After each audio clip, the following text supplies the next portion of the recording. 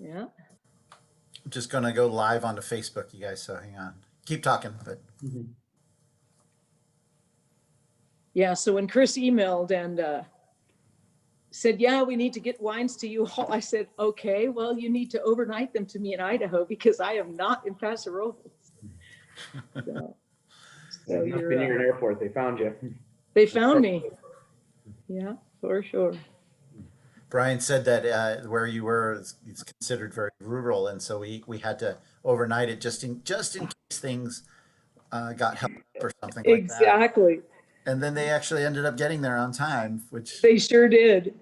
And one day I was in San Diego, population like 3 million, and the next day I was here and there's population 200. So it seems like lately every day you hear because of the virus, this, that, or the other thing is delayed. Yeah, for sure. Yeah. All right. It looks like okay, good. We're live over on Facebook, I think. Pretty sure. I think so. Did it connect? Looks like it did. All right. Cool. Where'd you go? All right. Anyway, we're back. I need to close my door.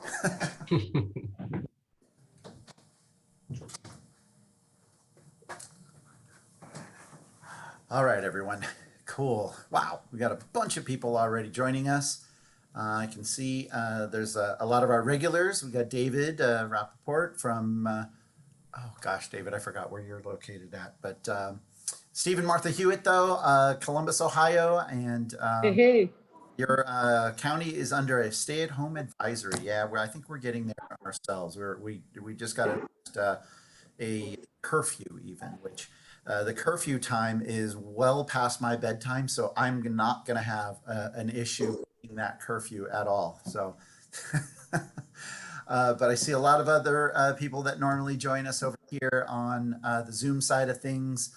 And hopefully we're getting a few people over on the Facebook side of things joining us as well. So let everybody get a chance to get on and join us before we kick off our conversation. But this is definitely going to be a fun one. So let's see. All right, here we go. Excellent. So that being said, let's go for it. All right, right on. So welcome everyone, Chris Toronto again, hanging out with you here at the Paso Wine Zoom Hangout with the Paso Robles Wine Country Alliance. And again, we are that organization that represents the Paso Robles American Viticultural Area. So thank you again for joining us. We are going to have a really fun conversation today with a few people who I've chosen that represent the Geneseo District. So eventually, we have 11 districts in our region, and I think we've done really actually only one other district as far as the show is concerned. And so little by little, we're going to be intertwining these district shows in Hangout for as long as that we're doing this, and it looks like we're going to be doing it for a while. So today's topic, like I said, is the Geneseo District. I'll get into that a little bit more, but first, let's introduce some of our guests. I'd love to start with Cindy Steinbeck, Steinbeck Vineyards and Winery. So hi, Cindy. Hey, Chris. How you doing? Good. So I'm Cindy Steinbeck. My family is 7 generations in the Paso Robles Geneseo District. I am 5th of 7. My background is in education. I moved back home about 25 years ago and have been farming with my parents, Howie and Bev Steinbeck. I also have the pleasure and privilege to work with my son, Ryan Newkirk, as the manager of all of our vineyards, and then my son-in-law, Brian Woodstrand, who is managing our facilities as well as helping me out with the wines. So it's great to be here today, Chris. Thanks much for the invite. Good to be with you, Steve and Jared. Awesome. Thank you. Thanks, Cindy. Jared, say hello. Oh, sorry. I'm realizing that my phone is ringing and I can't make it be quiet.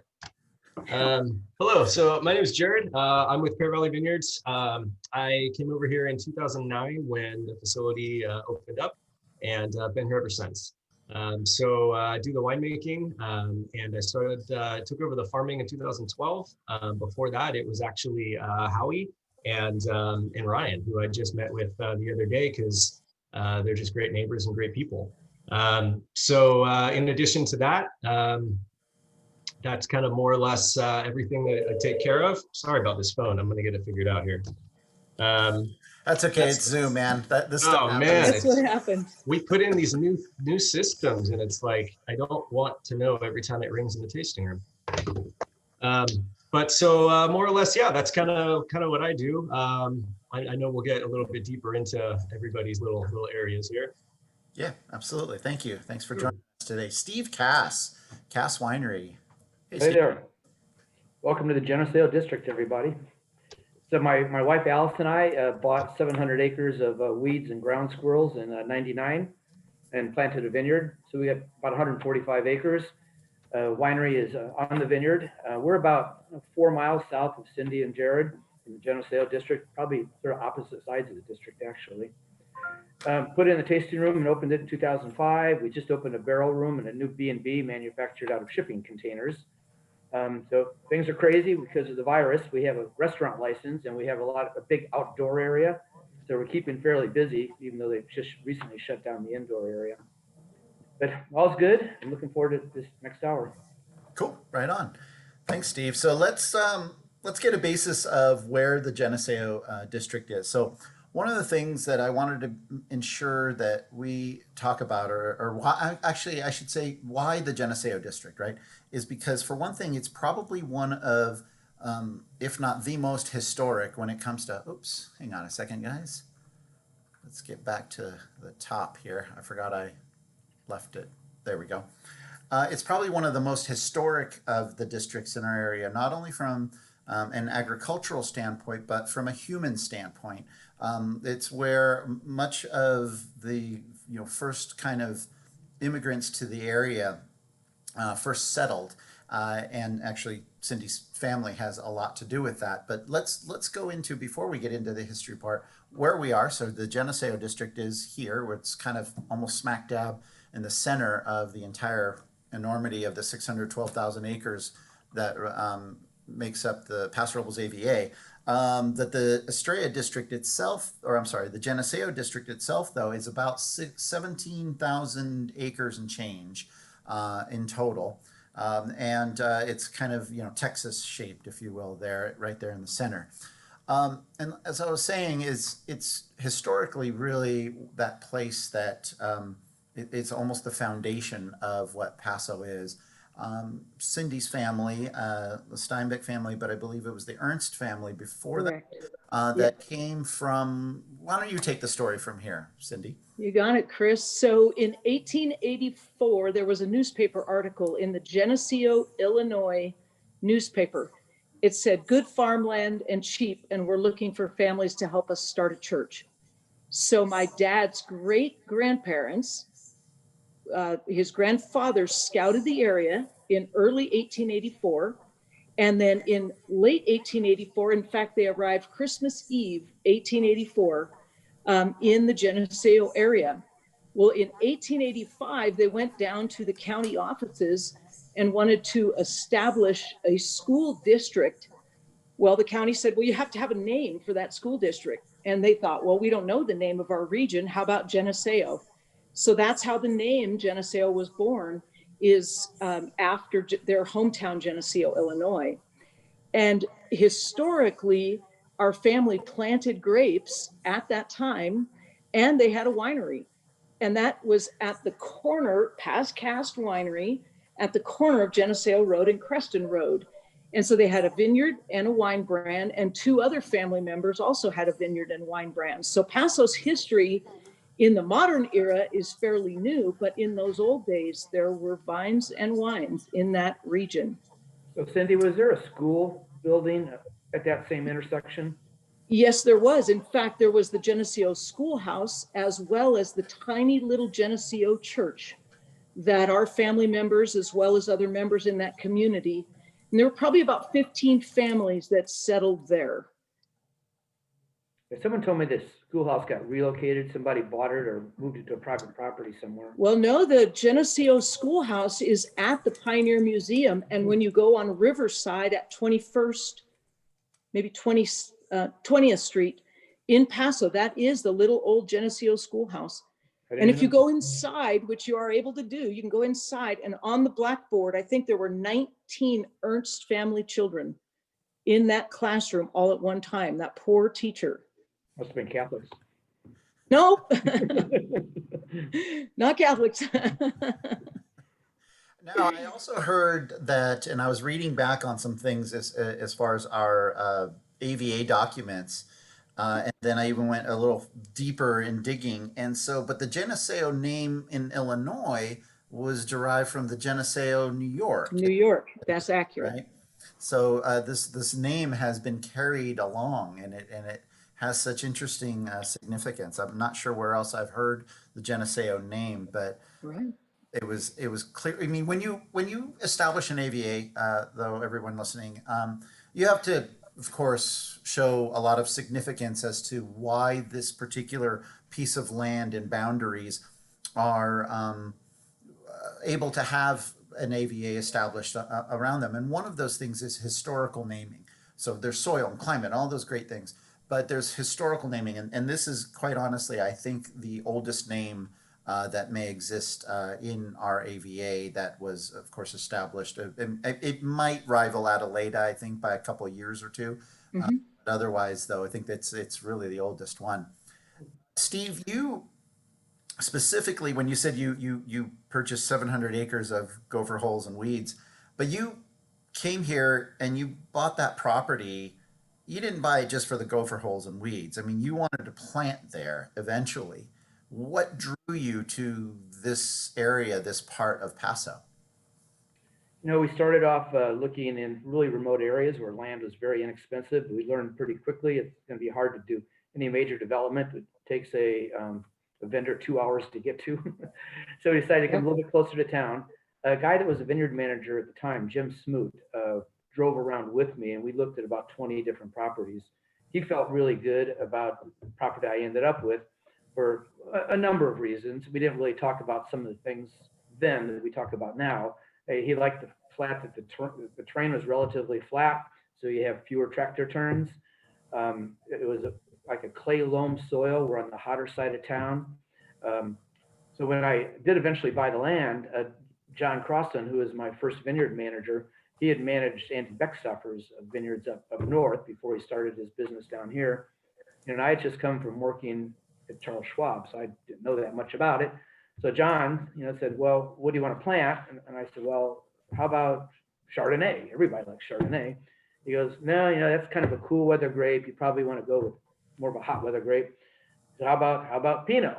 My wife loves Pinot. No, you probably don't want to do that either. So I said, "Well, John, why don't you just pick the grapes that will do best in this growing environment?" There you go. And he ended up picking largely Rhone varieties and Bordeaux varieties. They need a little bit more hot weather, and we got a lot of hot weather. And the clay loam is actually good for retaining moisture in the soil.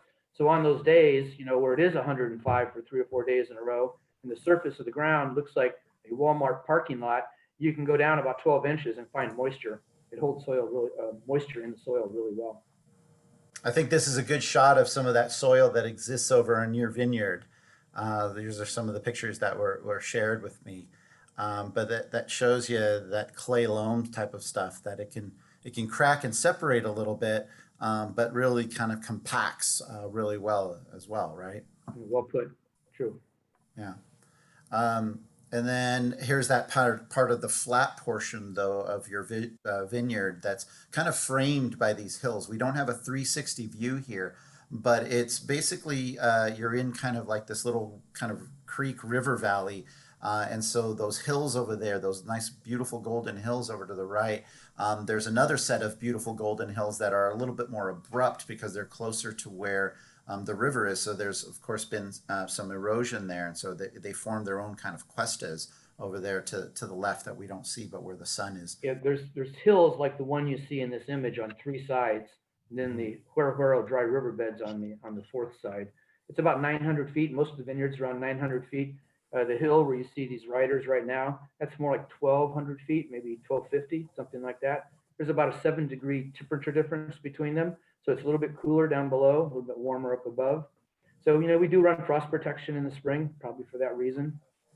somewhere between 0 and 5 times every spring. We use overhead sprinklers for that. Cool. Oh, it's a great vineyard, and if and we're going to get into all the vineyards here in a second, of course, but you gotta visit Cass. It's tucked away back there, and you have a restaurant. We're going to get to that as well. Hey, Jared, would you tell me a little bit about the history now of Pear Valley? You are right next door to Steinbeck, as you mentioned, and so I'd love to know a little bit about when it was planted, what it's planted to, because this is super unique. And so if you can talk about that, please. Yeah, sure. So Tom and Kathleen Moss started Pear Valley. Their home property is on Pear Valley Way, which is in San Miguel. And then they purchased the property here on Union Road back in 2000, I think it was the end of 2004. And so most of the things here were in the ground in 2006. So I came on 2009, everything just kind of started cranking. Tom was in Vietnam, and then for part of the time he was stationed in Germany. And in Germany, he was stationed for a decent amount of time on kind of like a hill that kind of like overlooked some vineyards. And I think, during those times, and you find situations of kind of clarity and peacefulness, and that was something that, kind of dawned on him. And it was one of those, I'd like to have this one day. And so he ended up going back to his paving company in Orange County. And him and Kathleen started coming up here more and more frequent with visiting friends and wanted to put down some roots. And so they found the Steinbecks and this piece of property in particular. And so, yeah, grapes started getting put in the ground 2006. And currently we have 26 varieties, which is, man, it's a heck of a hand to be dealt. I mean, it's a lot, Yeah. it's a lot. But so one of the things that's been really wonderful is there's a lot of variety in that, but at the same time, there's just a lot of interesting components. Tom and Kathleen, when they were traveling in Italy and they came across some Mare d'Avola, and over there it's just regional. It's not labeled narrow, but we're able to find some clean wood eventually, and we put it in the ground. And 2018, that's the first fruit that came off. So yeah, these funky Italians, I'm really championing these grapes. They do That's so great. well in this climate and with the soil type. Yeah, you I have tell my some favorite interesting story about the Italian variety. Go ahead. Sorry, Steve. Go ahead. So when I first got involved in charities down here, I was working with the Paderewski Festival, and we used to, they had a Steinway piano in the tasting room. Yeah. And Kathleen and Tom were really generous about letting us use it for fundraisers and things like that. So then we heard, after a few years, someone told us that they had sold the piano. So I called Kathleen. I said, I understand that you sold the piano, but you let us know who you sold it to so we could go to those people, see if we could possibly use it for fundraisers. You can't find a hell of a lot of nice Steinways on the Central Coast here. So no, we didn't sell it. We had it set up for a wedding, and there was a cupcake tree on it, and somebody knocked the cupcake tree into the strings, and it was a really big mess cleaning it up. So we decided just to put it into storage, and I want to donate it to Cal Poly, but nobody at Cal Poly is calling me back. So I said, Oh, I'll call you back. Paderewski Festival is a nonprofit. And like that, she donated the piano to us. wow. Wow. That's the piano we use for all the Paderewski Festival events. We use Oh, it for that's Paso Robles, incredible. and I store it at my winery, and we use it from time to time there too. Very generous couple. It's amazing. And then at the same time, there was another piano, and Tom and I brought it to the Atascadero High School and gave it to their music department. That's awesome. Wow. Just good people. That's really cool.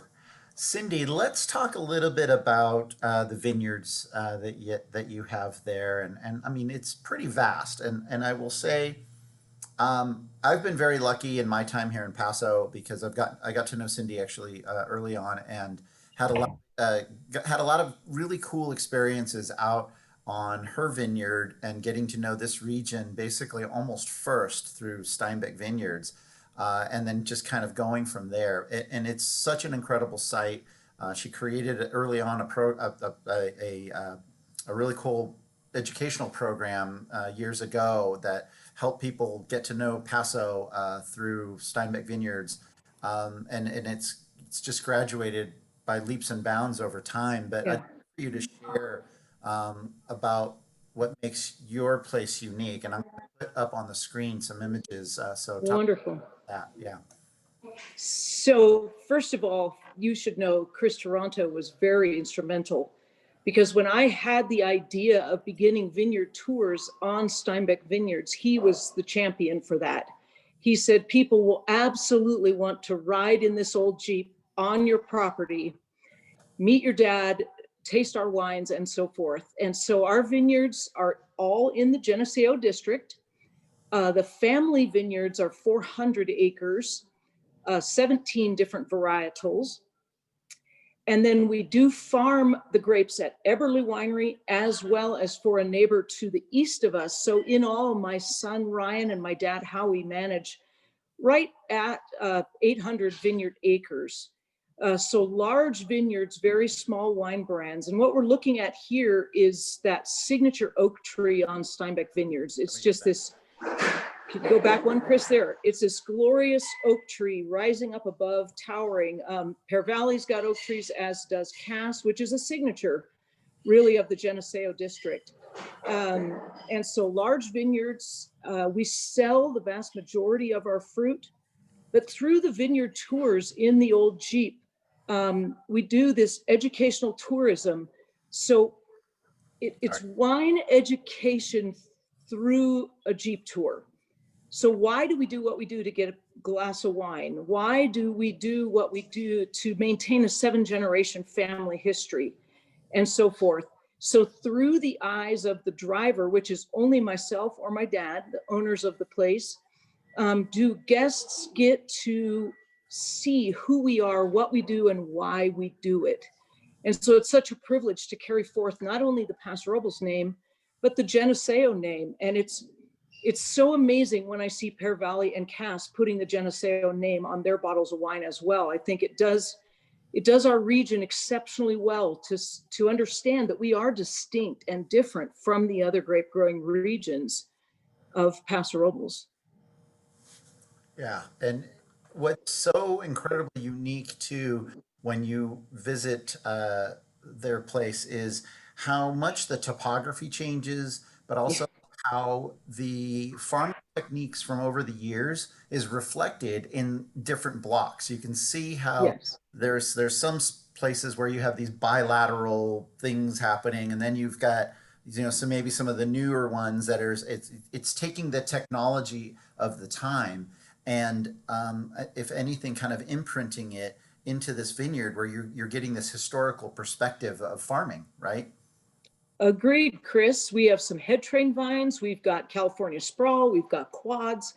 And so it's a unique look at the region as a whole. I believe it's a snapshot. Yeah. In the old days, our family grew head train vines. You couldn't go down to VIP and grab stakes and wire and whatnot. So they were very simple. They just had head train vines that looked like a shrub. So we have that all the way to the very complex trellising systems that are very modern today. And how different are the soils around your vineyard when it comes to just from one end to the other or up and down? Oh, what's amazing is originating at Black Mountain, which is to the east of Creston and a little bit south, there's the Dry Creek River bed that flows through our property. So as Steve mentioned, the elevation changes are just astounding in our region. So down at my home ranch, it's about 900 feet with very sandy loam, heavy decomposed granite. And then up on the top of the hill, for example, this little rolling hill here, it's heavy clay. And it's just because the sediment has drained off toward the creek beds. And so you've got the sandy loam down low, and we go all the way from 900 feet at my home to about 1,100 foot elevation on the top of the hill where that signature tree lives. Cool.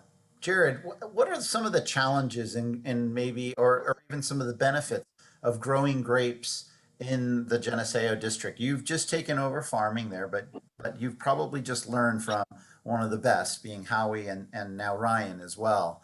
Talk a little bit about that. Yeah, I mean, there's no substitute for just, the experience. Just boots on the ground and getting your hands dirty, and those guys do it really well. So I was very fortunate in that regard. Um, but yeah, there's definitely challenges in farming in general and winemaking out here and everything else. There's definitely going to be a lot of variation year to year, and I definitely see some years where certain varieties really shine, other years where they're a little more, takes a little bit more coaxing. But some of the issues in like the winemaking side, or even the farming, is we've got some pretty tough issues with salt. The salinity of the water is tough out here, being on the Salinas. And then for me personally, I have a lot of potassium in the soil. A lot of the clay soil out here tends to really, have higher levels of potassium. I see higher pHs. So that's probably one of the more challenging aspects on the winemaking side. And one of the other reasons I'm just so happy with some of these Italian varieties is they hold their acid. They hold their acid like nothing I've ever seen. So it's been really fun to kind of work with those and see how they start to evolve. Another thing that's really good to know about our area is I did a river cruise to Bordeaux, and they wanted me to put on a presentation comparing California wines to Bordeaux wines. And of course, I didn't know anything about Bordeaux wines. Thank God for Google. What I discovered is Cabernet, for example, requires 2,900 hours during the year, growing season, where the temperature is 50 degrees or above, called growing degree days. And that's what Bordeaux averages. So in Bordeaux, on an average year or a warm year, they do fine, but in a cold year, they get a frost that are 22 or 23 bricks, sugar levels are high, ripening is really low, and that's where the French say, they have their French style wine. So it's not because they designed it that way, it's because that's what Mother Nature gave them. Paso Robles averages about 3,200 hours growing degree days, and where we are, or where I am at least, I'm more like 3,500 hours. So I can grow something like Mourvedre, which takes a lot more heat than Cabernet, whereas friends of mine that are growing it on the other side of town have quite a few years, they have a hard time getting it right.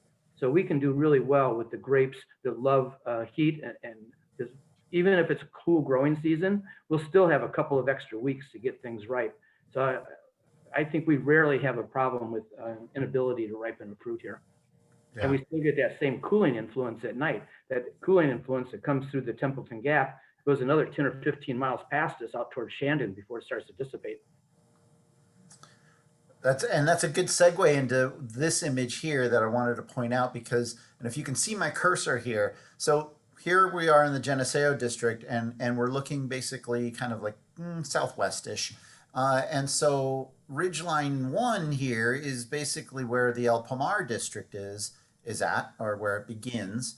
And then you go over that ridge and you go a little ways, and eventually you get to the Templeton Gap district, which comes in, basically the winds come in this way. And I remember this so vividly. Cindy, on one of her Jeep tours, she had said the Templeton Gap winds are interesting in this part of Paso because they quite literally follow these power lines in and across this portion of their vineyards and the Geneseo District, and then of course they empty out into the Estrella District, which, if I may, this is kind of a good shot of us looking now to the north, where the Estrella District is over here in the background.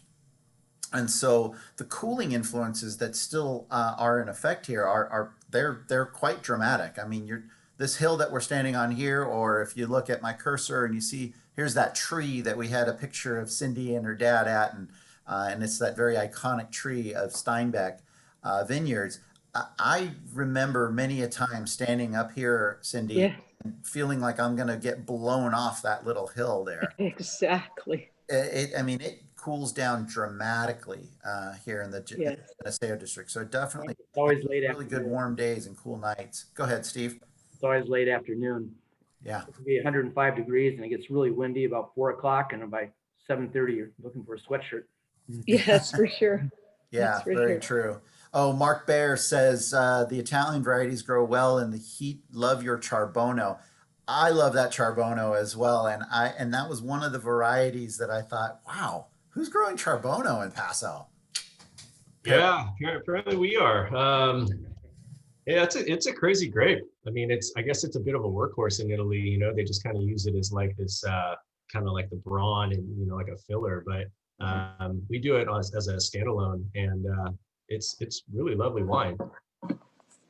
Yeah, low tannin, just lots of color, just food friendly. Now, speaking of wine, let's drink some wine, right? I mean, I'm already drinking wine. I don't know about you guys, but uh, let's go with the first one here, which is from Cass, called Mr. Blanc. This is a new label, Steve. It is. We started working with distributors on more of a national level and started to learn what it's like to sell on a national level. So we came up with a separate label. We call it our wraparound labels. And we tried to get it out at a pretty reasonable price to meet that by the glass of price point to get it poured at restaurants around the country. And so we came up with that. It's a Marsanne Roussanne Blanc, which is where the MR comes from. Not that many whites love hot weather, but the Rhone whites do love hot weather. The Marsanne Roussanne, they ripen about the same time the Syrah does. It's not one that jumps out there super early. It's funny, even though we tried to be as cost conscious as possible in making that wine, so we put it in the Central Coast Wine Competition and was named the best white wine on the Central Coast. Nice. Go figure. Nice. That's cool. That's great. And the white wines from Cass, I gotta say, I mean, you still are, I mean, you're still going to be making those in the Cass label and all that. This is just a little bit more for getting it out there in that broad market, right? Yeah, we do a standalone Viognier, standalone Marsanne, standalone Roussanne. And this is a blend of the three of them, mostly Marsanne and Roussanne. Mm-hmm. Yeah, it's absolutely delicious. I don't know what you guys think. Steve, I love the brightness of it. The acidity is spot on. Yeah, I love my winemaker. Yes. And it's barrel fermented or barrel aged, or how does that work? No tree died in the making of that wine. No tree. Yeah, it's beautiful. Just like the is just in your face. Mm-hmm. Yeah, we do a barrel aged blend also, but we make a lot less of it, and it's not meant for the distribution market. So this is a 2019. Is it released yet? Oh yeah, we've probably sold off 2/3 of it already, and we released it like in February of 20. And 48 barrels produced. So you've sold quite a bit of it already. I mean, I hope you hold on to a little bit of it for summer because shoot, this is an amazing wine. If it wasn't for the shutdown and the closure of restaurants all over the country. Yeah. Yeah, no, it's a delicious, delicious wine. So thank you for sharing that one. Casswines.com, is that right? Right. Thank you. Yeah. And you can find this one. What does it retail for? Oh, good question. I don't really know. We don't sell it in the tasting room. Oh, okay. We've been selling it. We do email promotionals. It goes through distribution. We got a few outbound campaigns. We sell it by the case down in the winery, but we don't really sell it by the glass or by the bottle. Cool. Oh, great wine, and fun label too, as well. By the way, I think that's pretty cool. So it's supposed to be a painting swath. You see the colors that go across it. Mm-hmm. So, Yeah. I copied that on the tanks that we use for it.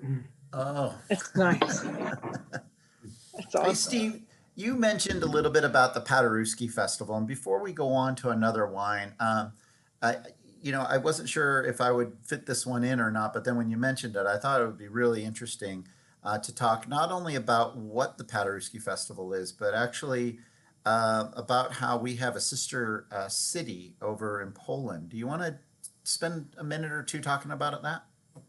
Sure. So first thing is to explain where the name came from. Jan Ignace Paderewski was a celebrated pianist around the turn of the century. He started performing like 1885, performed 50 weeks of the year, 2 or 3 times a week for 25 straight years. So by 1910, he was probably the world's most popular musician. This is before the days of radio and all the ways music is distributed today. So he started speaking out publicly in front of really large audiences about how Poland needs to be an independent country again. And he would get 10,000 people in front of a statue that he personally commissioned to have made celebrating some aspect of Polish culture. So he was, but I should also mention, he played a lot of Chopin in his day, and a lot of people credit him for making Chopin as famous as he is today. Chopin only performed to large public audiences four times in his career. He got paid by wealthy people to write really nice musical pieces, but he never really performed them himself. Paderewski largely did one generation later. So we get into World War I. He's in San Francisco going to Los Angeles for a concert. He stops in Paso, and rumor has it he arrived in the driving rain. He stayed at the old Paso Robles Inn Resort, and crowds met him with the black umbrellas of the day. He had his piano in tow with him. He never really performed at the Paso Robles Inn, but he practiced there a lot, and people would stand outside in the rain and listen to him practice. And he met a real estate agent, ended up buying 2 different ranches here in town. It was about 5,000 acres total, one out on Adelaide Road, where Epic Wine now has that vineyard known as Paderewski Vineyard. And they ended up buying the old York Mountain Winery and converting it. So the legacy sort of lives on through them. But then through World War I, he's continually talking to the Allied powers about how Poland needs to be independent again. And at that time, World War I didn't have the Holocaust kind of problem, but it had massive refugee problems because of the war land battles taking place everywhere. These civilians were fleeing into camps and nobody was feeding them. So there was massive starvation going on amongst these civilians, regardless of their religion. He used his celebrity to raise money through concerts, kind of like modern day musicians kind of do today. And he donated a lot of his personal wealth to the relief of these refugees. So at the end of World War I, he was successful, along with other people, in convincing the winning powers that Poland should be an independent country again. So he ended up being named the first prime minister and first foreign minister of the new country of Poland, and signed the Versailles Treaty on behalf of Poland, all the while growing Zinfandel grapes and making Zinfandel wine here in Paso Robles. And there's letters in his hand saying how when he retires, he wants to move back to Paso Robles and open a school, a music school, free for children. So with that history, a teacher, Virginia Peterson, in the 90s, had a festival in his name, the Paderewski Festival, that lasted until she passed away. And I moved into town and helped to get it restarted with her grandson and a few other people around 2005. So we've been running sort of the second version of the Paderewski Festival since 2005. And I'll interject real quick. Her grandson is Joel Peterson, the executive director of our organization, so and whom I work with. I wasn't sure if I was allowed to say that. And so that festival has been going on for a while, and then as it grew once again for you, we recreated that tie back to Poland, right? We did. So we do a couple things a little bit different than the original version that Virginia did. We have a youth piano competition. So we have kids between the ages of 10 and 18 that compete for cash prizes and an opportunity to perform. And those opportunities to perform are here in the Central Coast, but also in Poland. So we've done these cultural exchanges where every other year we send our kids that are the winners of our program to Poland, and they set up performance opportunities there. And in those other odd years, they send their winners of their competitions to us, and we set up performance opportunities for them here. So we got to know the political leaders in the Tarnów region of Poland, which is just east of Krakow in the southern part of Poland. So when we've gone out there, we've been put up. When we travel there, they host us. So we'll go with a few board members and a chaperone for the younger kids. And we've been stayed in the Paderewski Manor House, and we've had concerts there. And they basically just practice piano all day. These kids are intense musicians, the ones that are the winners. Cool. That is so cool. Well, thank you for all that work that you've been doing to revitalize it, because it's definitely been one of those awesome cultural injections into Paso that we've Absolutely. it's been able to enjoy. So we've got a really good large board that really makes this happen. Right on, right on. So in this glass, Jared, I'm getting earth, and I'm getting lavender, but I'm getting sage. I'm getting all of these wonderful, it's almost like I'm smelling sauce cooking. But yeah, I'm also smelling, I'm smelling some interesting earthy scents of wet forest even and the like. And so it's almost like this perfect marriage of Italian and California. Talk a little bit about this Nero d'Avola. Yeah, so we had ended up planning it, and I had no idea even what the grapes were going to look like. I had zero experience with Nero, especially anything domestic. And so my approach on this one was just to be pretty straightforward. There's no new wood on it. It is 100% Nero, and just a really clean ferment, and just kind of try to get a little bit of a feel for how it's going to be. So this is just a really good representation of what it is that we're actually growing, in the Geneseo. That's delicious.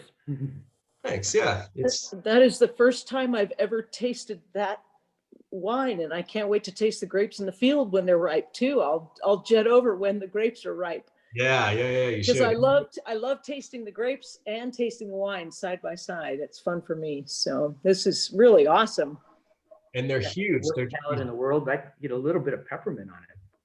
yeah. Agreed, Steve. Agreed. Some herbs, some savoriness. Yeah. But the grapes in size are quite large. So the cluster is huge. Take it down to a single cluster per shoot, just right after fruit set, and it's still about 5 tons per acre. Wow. Not trying to go through and clip anything more off than that. And it's a wonderful wine. It's just such a great producer for us. Do you sell any of this fruit, or are you keeping 100% of that fruit in-house? We're keeping it in-house for now, but I think that there's usually an excess of ton or two, nothing too crazy. That's one of the things we're kind of trying to work on is really trying to streamline some of these blocks, just kind of like to be a little more tailored for our production. But it's work in progress. Remind me now how many acres you have under vine? So we're shy of 100. We're about 96. Okay. Yeah. And with I think you said 26 different varieties. But are you forgive me for not knowing, but are you a source vineyard at all for other brands, or are you keeping everything in-house as well? No, so we keep roughly a third. We sell the majority. We're just kind of hovering right around like the maybe 7,000 case production, and that seems to be probably a good size for us. We'll creep up a little bit more, I think, in the next few years, but yeah, we sell roughly 2/3. Okay, all right. And with 26 different varieties, do you have anything that tends to be the one that stands out the most? You're saying your Italian varieties, but is there something though that just absolutely is like, whoa, this is the one? Yeah, so I love Bordeaux from this area. I think they do extremely well. I love Petit Verdot. Our Cab is sensational too from this area. Cab Franc is probably one of my standouts. I love Cab Franc on its own from here. And then as far as the Italians go, I would champion Aglianico. That's been one that I, again, didn't really have any experience with. And it's grown in a very tricky hill that's just been, a lot of the topsoil's just been cut away already. So the vines really struggle. But that's one that you just get, it's such a complete wine on its own. There's so much depth to it. There's so much acid. Really don't put very much oak on it at all. And it's just such a complete wine. So those I think are probably some of the standouts, I think. Yeah, that's great. That's awesome. The next wine actually that we are tasting is a majority of Cabernet Sauvignon actually, which it also has some Petits, some Merlot, and some Zinfandel. This is definitely, I guess, what you could call a Paso blend, because it is, although calculated, a little bit of everything really that stands out in the Paso AVA as a whole. But I think also I would say this is a very Geneseo district blend. Wouldn't you say, Cindy? I thank you for that introduction, Chris. That's a really good way to say this. With 400 acres and 17 varietals, when I set out to start our wine brand in 2005, 2006, I knew that I could not be everything for everyone. And so I selected these varietals: Cabernet Sauvignon, Merlot, Zinfandel, and Petit Syrah. And Steve Glossner is our winemaker. And I said to Steve, I would like to blend those varietals. Can you do that for me? And he said, Cindy, I can do whatever you ask me to do. What do you want me to do for you? So he blended this. Well, we needed to come up with a name. And so we pondered this for quite some time. My dad walked through my sliding screen door one day and said, "How about the crash?" And I said, "Dad, why would you say the crash?" And he said, "Well, an airplane crashed on our property in 1956. Let's name the wine the Crash."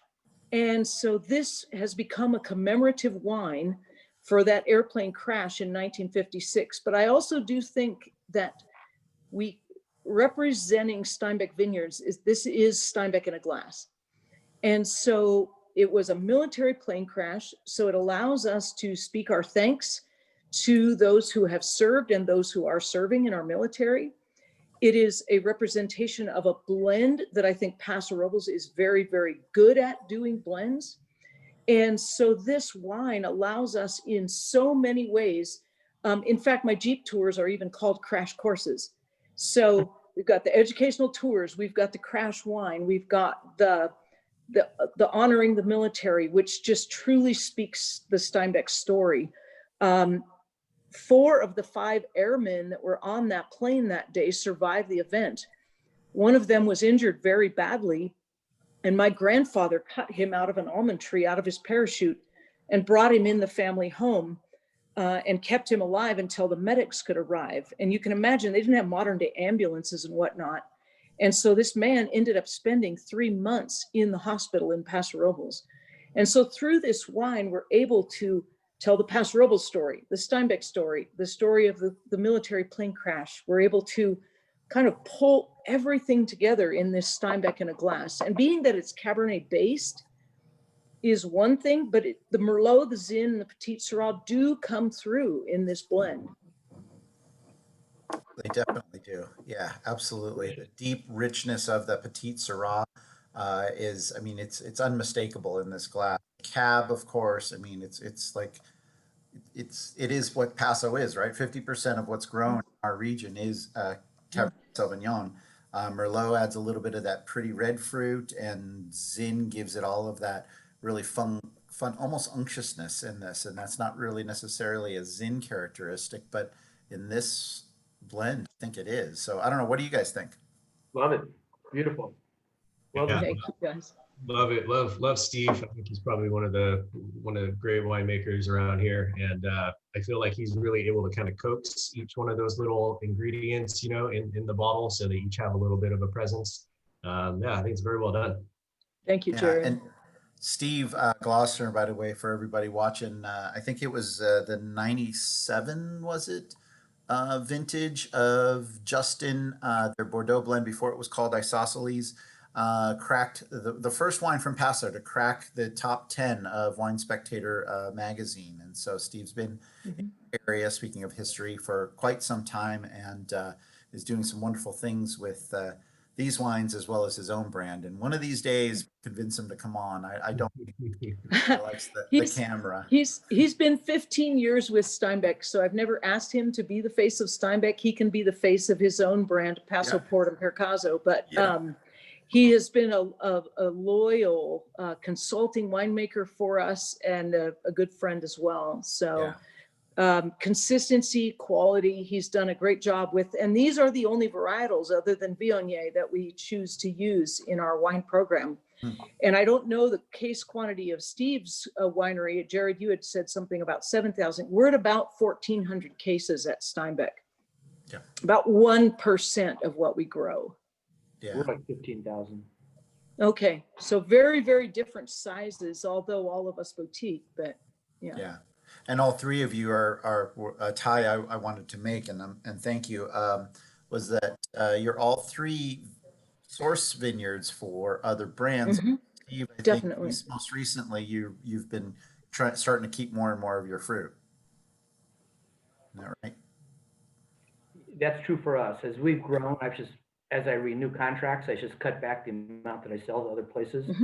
My biggest contracts are with Han. They buy a lot of Cabernet from me. Dow buys 4 or 5 different varieties. Thatcher buys a couple, and of course some small guys. And something I wanted to point out real quick with Steve is that you have within your vineyard NTAV clones. Would you spend just a quick snippet of time talking a little bit about what that means? Yeah, this is kind of a geeky story. So ONTAV is an acronym, and my French is terrible, but it's Enological National Technique de Amelioration of Viticulture, which loosely translated is the Department for the Improvement of Grape Growing Practices. So what they do is they sell, they certify clones that they sell into 95% of the vineyards in France. So what they do is they'll take a clone that they decide needs to be certified, plant it in 5 acres or 3 hectares or whatever they call it, and they'll grow it for like 5 years. They'll pull out any vines that are ripe, bud breaking too early, bud breaking too late, carry extremely heavy crop load, extremely light load, virus, any issues with them whatsoever, it comes out. So after that 5 years, you've got consistent ripening. So they were not able to sell that stuff into the United States without going through a quarantine until I think it was 1997 or 98. So we planted in 2000. So we're one of the earlier vineyards to get their cuttings. So ideally, we like to pick at about 24.5 bricks. But of course, you have issues with some clusters being in the shade. Some plants may be carrying too much crop. You can imagine if I mixed my Cabernets all into one block and said Cabernet is Cabernet, clone 4 is little 4-ounce clusters with tiny little berries. 337 is bigger berries, and the clusters weigh 8 or 9 ounces. So they would never ripen the same if they were mixed together. And you can't test every single cluster. So when you do your sampling from the east side, the west side, the north side, the south side, put them in a bucket, smash them all up, see what your sugars are. In my case, ideally, I want it to be 24.5 bricks, but you know there's going to be a range, but you don't want the range to be 23 to 28. You want the range to be, 24 to 24.5 or something like that. So having that good DNA in the vineyard helps the winemaker's job to be a little bit easier, or maybe a lot easier. So we like to say that our winery is French DNA, Paso personality. Nice. Nice. That's awesome. I don't want to run out of time, but I want to give Jared. Jared, one of the things I wanted to ask you, you're the young guy on this panel. Thanks, Steve. Thank you so much. Thanks, Chris. Yeah, sorry about that. You're younger than me too, by the way. Anyway. Flies. Sorry, Jared. Let's talk a little bit about your history. What brought you to Paso? What brought you into winemaking here? I initially came down and was going to school in San Luis. And then while I was down there, I met my future wife. But I went back home. I'm from the Bay Area and was finishing school in San Francisco. And then it was one of those, we hit a point where we were like, well, where are we going to, kind of raise kids? And, we're not going to do the Bay Area. So we came back down here and I got a little bit more immersed in actual production. And so for me, I fell in love with it just because specifically here at Pear Valley, what really kind of gets me going is it's the, like I spent the large majority of the day on the tractor. Next, week potentially is lab work, and then, still in the cellar doing cellar work. So for me, it's very satisfying kind of, how it can be so all encompassing and extremely kind of satisfying to be able to turn around and look at the rows that are nicely disked and, get some satisfaction out of that. So I just love the physical side, the science, and that, just kind of brings everything together. So, yeah, that's kind of it for me. I just fell in love with kind of everything that can be involved in what it is that we do. Well, we do have definitely a really beautiful area to set down some roots. So we're happy to have you. You're making great wines, and so thank you for that. That's Oh, thanks. I think these are great representations of what we can do here. Yeah, absolutely. Across the board. Absolutely. I'm proud to say too that, in setting my own roots down here, Cindy actually, she's had a lot to do with her what used to be called the Vineyard. Was that right, Cindy? It was called the Vineyard. Well, it's with the hard W, Wineyard, as Vineyard, in sorry, wine Vineyard, starts in the sorry. vineyard, which is why I changed the name, because nobody knew what is a vineyard, so it became Crash Courses. So good call. Good call. If I had anything to do with it being called Wineyard, you shouldn't have listened to me back then. It's all good. It's all good. Hey, we got the Crash Wine, we got the Crash Courses. I have no qualms about that, Chris. It's all good. But you're a great friend, no doubt. It's great. And so the fact is that Cindy also so generously offered, when I first met her, offered to allow myself, and this is a friend thing, to get married on her property. Got to know actually one of my best friends who's actually watching right now, Scott Oberg, to Hey, Scott. Scott and Amy. So thank you for that, Cindy. That was our history for sure. Go Absolutely. Yeah, so I really appreciate that. And there's other people here that are appreciating you as well. We've got John Eshelman from Fremont, California. He says this is awesome. And Cindy, you're an amazing lady. And Steve, thank you for always taking care of our Rotary Club. So I guess you Yeah. ties up there in Fremont, Steve. So they appreciate you up there. He's been coming down on a regular basis for many years now. Yeah, right Yeah. on. Yeah, cool. Well, we've got Hey, 5 Marcy. left. I want to make sure that we give each of you an opportunity, one more opportunity to talk a little bit about what's next. What are you doing? What's happening with the winery? We're living in this day and age of COVID right now, with hopefully some light in the distance. But these virtual things kind of keep going. Jared, are you guys doing any form of virtual tastings or anything like that right now? We're not really doing the whole virtual tasting thing. Not really opposed to it, but I think that we're a little bit on the short staff side as well. We're just kind of focusing on being able to do everything right up in the tasting room currently, and that's just kind of like more of an all hands on deck at the moment thing. Yeah. So that's really where the focus is.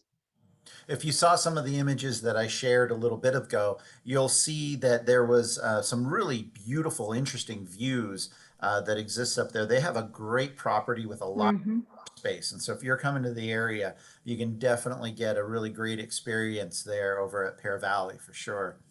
And over at Cass, did I just see you guys moved your restaurant up to the veranda of the hospitality center? Yeah, between 5 o'clock day before yesterday and opening the business the next day. So we have the whole food thing going on too. So it wasn't just a matter of moving some tables and chairs. We had moved about half the Yeah. equipment up there. But we Wow. opened up and ran with it yesterday. It was a little kind of a trial for us. And what they tell me, it ran fairly smoothly. We got 3 times as much space up there as we did in our original tasting room. So yeah, we're in business, and we don't, because we have so much outdoor space, and unless we have a super rainy, stormy, wet winter, we expect it to do fairly well. Yeah, and staying at the Geneseo Inn, which again are sea trains converted into these little luxury, almost apartments practically. Castwines.com is how you reserve those? You go there, you'll get a link to the reservation system. So there's 8 rooms. There's 2 of these containers that are attached to each other with a clear story in between that has a higher ceiling. And there's a deck on the back that looks out over the vineyard. And we serve the breakfast to you on your deck. You place your order for breakfast when you make your reservation and what time you want the breakfast to be served. So if you want it served at 8:10 in the morning, that's when it shows up. So you don't have to get out of your jammies. You can sit on the deck, or if it's cold out, you can sit just inside and look over the vineyard. Yeah, It's been and really one well. of We opened in the July. is a little bigger than the others, and it's almost like it's kind of like a bride suite or something, and so you can encourage even groups that want to stay socially separated, of course, but they're able to stay there and be able to do their thing, right? Yeah, there's one unit, you can call it a bridal unit or presidential unit. We call it At Last from the Etta James song. Every room has got a different design element, and we came up with a song that matches the design element. Like the design element in one room is black and white, that became ebony and ivory. So every room's got that kind of theme going. And we have one of the Alexas in each room, that one designed for hospitality. So from the office, when you go into your room, it'll be playing the music that goes with that room. And then after you've heard that, you can change to whatever music you want. That's cool. You just said Alexa, and a lot of people at home, they had their Alexas going. I did not not understand that. That's why we changed ours to say to answer to computer. That's a good idea. Kind of cool. Cindy, what do you Yes. going on? I was just there yesterday picking up wines. Brian, Thank you. have that enclosed or well covered space anyway. Yeah. Looked like some heaters and stuff. What's happening with you guys? Are you doing online stuff? Just having people over? We are doing online tasting. In fact, we've got a big one tomorrow night with Northrop Grumman. We've got great club members that are part of that wine club at Northrop. And so there's about probably 60 or 70 of those club members that ordered our wines, and we're going to Zoom in with them tomorrow night. I also am a Christian author and speaker. And so I send my wine out, and then I join the Christian conversation with Bible studies or whatnot. And so we're doing a lot of that, Zooming in to various activities and events. But I do want to throw a shout out. I do believe that every winery in Paso that's struggling with tomorrow is different than yesterday, is different than who knows what is coming in the next few weeks. You know, just to our faithful Paso club members and customers, because without you all, where we throw out a sale or we throw out a club or whatever it is, it's so critical that you are Paso lovers and Paso followers that allow us to continually, we were able to stay in business because of our faithful customers. And I just throw a shout out there, and Chris to the Wine Alliance, because you're rock stars in promoting the whole. And then of course the districts on behalf of those of us in each district. So thank you all. So it means a lot to us. Right on, man. You couldn't have ended that show any better. Welcome, Cindy. Thank you, Cindy. Thank you, Jared. Thank you, Steve, so much for coming on. Thank you, everybody, for continuing to watch. We're going to go and we're going to take next week off because it is Thanksgiving. So hopefully you're staying safe and having a good time yet still, and just enjoying your loved ones and doing everything you can, but hopefully having Paso wine with whatever you are eating, right?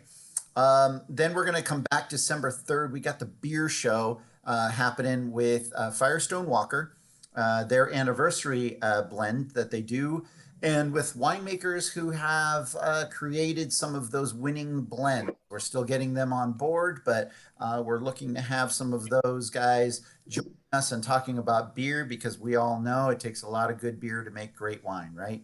Cheers. That. Thank you, everyone. Cheers. We'll see you next. Hey, cheers, everyone. Yes, cheers. Hey, Jared, give my best to Kathleen. I very much will. Yeah. Yeah, please do. Yeah, right on. All right. Thanks all. Again. Next time.